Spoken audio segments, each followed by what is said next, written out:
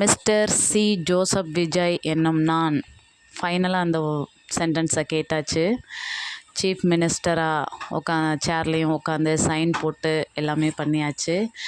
இந்த last மொமெண்ட்டாக news சேனலை மாற்றி வேறு சேனல் பார்க்குற ஒரு கண்டிஷனுக்கு தமிழ்நாட்டு மக்களே வந்தாச்சு. எல்லோரும் ஆவலோடு எதிர்பார்த்த ஒரு கவர்மெண்ட் இனிமேல் நல்லதே நடக்கும். எல்லோரும் அவங்கவுங்க வேலையும் பார்க்கணும். கவர்மெண்ட் அப்படி நடந்துக்கிட்டு இருந்தாலும் நம்மளும் உழைக்கணும். அப்போ தான் நம்ம சாப்பிட முடியும்.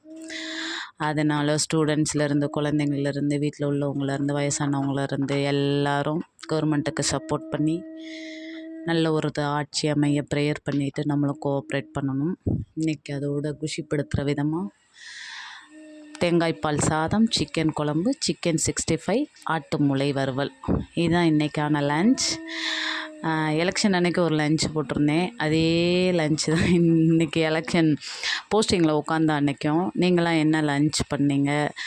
உங்களுக்கு சண்டே எப்படி போயிட்டுருக்கு? எல்லாருக்கும் எதிர்பார்த்தவங்களுக்கும் ரொம்ப ஹாப்பியாக போய்கிட்டே இருக்கும். நானும் இதை எதிர்பார்க்கல, ஒரு மாற்றத்தை எதிர்பார்த்து அப்படியே போயிட்டுருந்தது.